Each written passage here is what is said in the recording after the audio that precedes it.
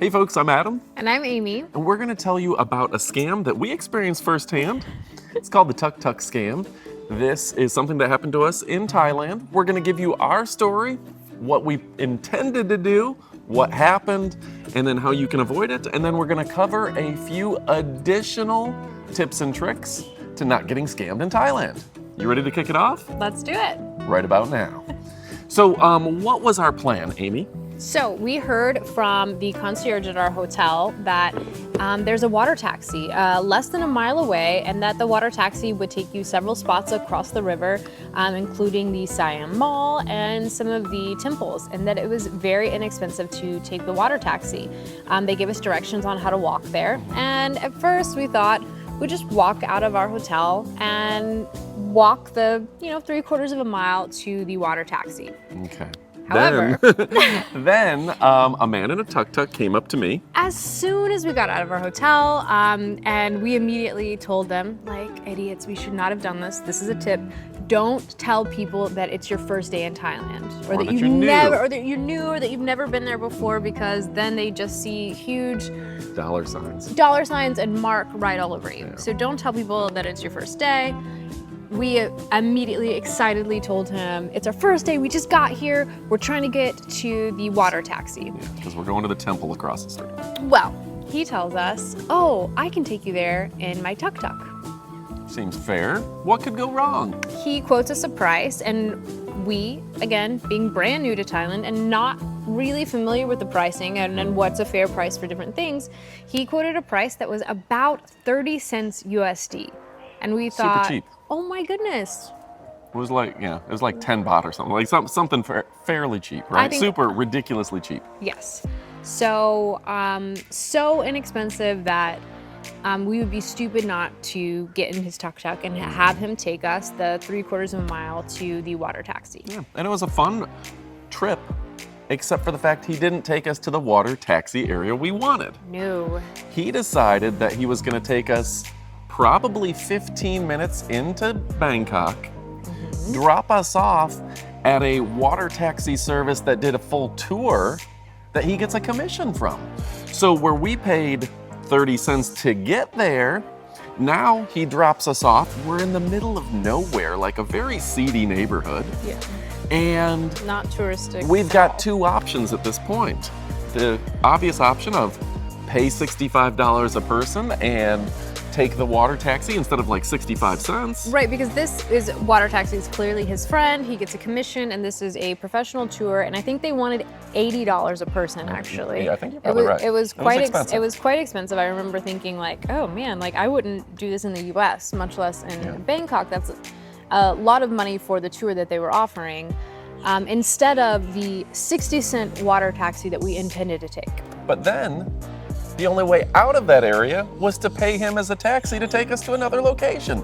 So we're stuck in the middle of nowhere, and we have two options. One, get on a boat and pay way too much, or get back on the taxi that just scammed us and probably pay way too much to go back home. Right. So there's a couple different ways that you can avoid this.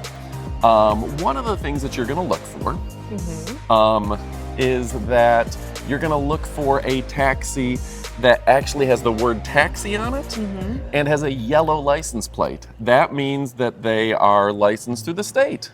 Yeah, so a lot of the tuk-tuks are going to look very similar, and it's hard to tell the ones that are licensed from unlicensed. So look at that license plate.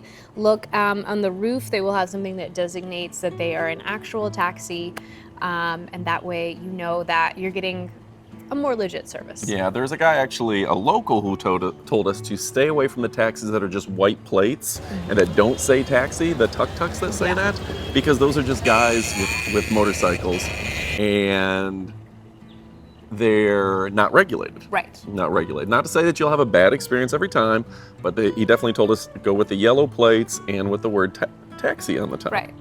Okay. So then from there, what are some of the other scams to avoid? So I think in general, the easiest way to, I guess, avoid being scammed would be to know that pricing in Thailand for tuk-tuks versus taxis are really not that different. I think in my mind, I expected a tuk-tuk to be much less expensive than a taxi. However, it's sort of like getting a horse-drawn carriage or something very touristy in the United States.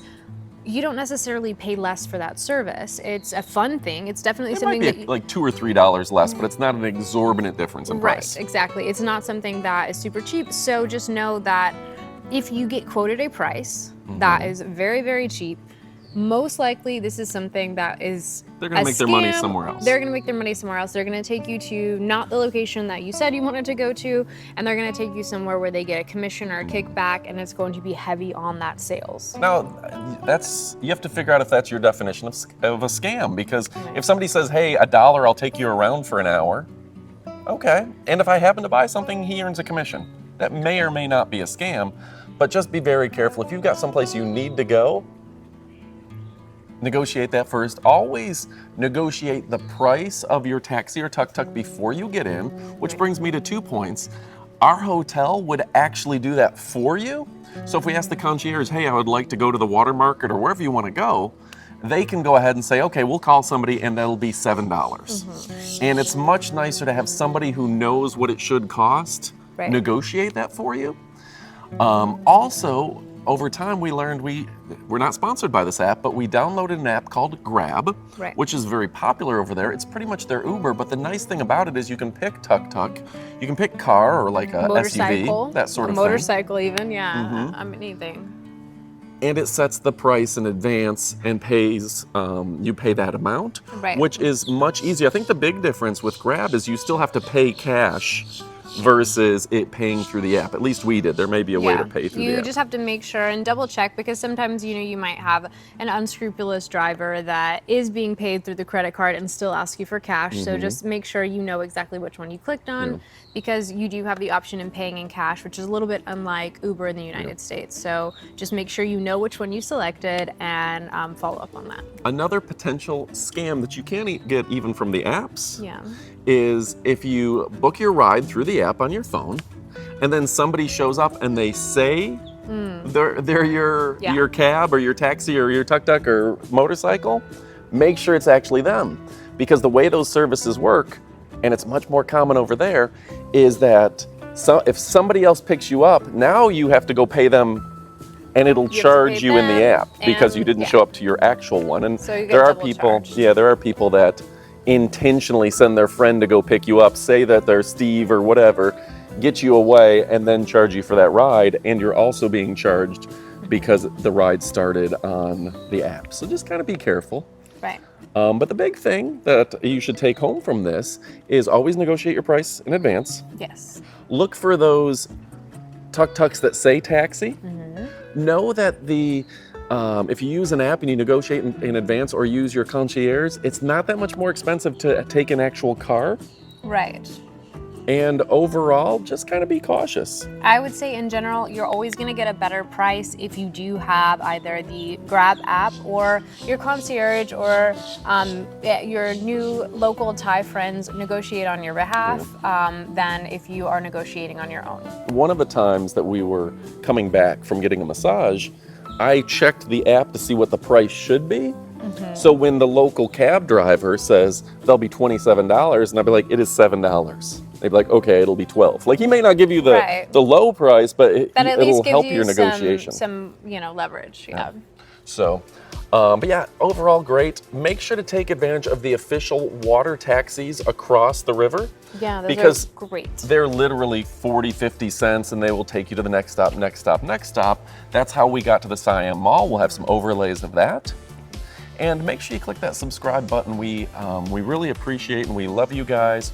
We appreciate all the things that you guys bring to the table, and we're definitely going to try to show you some more of our adventures as we travel to, where are we going next week? Costa Rica? We're going to Costa Rica, and then I think we're going to do Europe, Spain, Barcelona, France, and Italy coming up in the next month or so. Yeah, we're going to Rome. Yeah. And then we're hoping to book another trip to Japan in the next calendar year, hopefully. Thailand, Vietnam, and we've got a lot in between. So a lot of stuff coming out. Make sure to click that subscribe button. We really do appreciate it. And leave your comments. What scams have you seen and how do you avoid them? The comments are always fun. Yeah, and if you are an expert in Thai travel, we are, like we said, going back sometime in the next 6 to 9 months, I would say. And we need all the help we can get to get the most out of our vacation. So we love hearing from you, and we'll try to share our knowledge. And if you guys have anything, please let us know. All right, thanks for watching, and Adios, amigos. adios, amigos.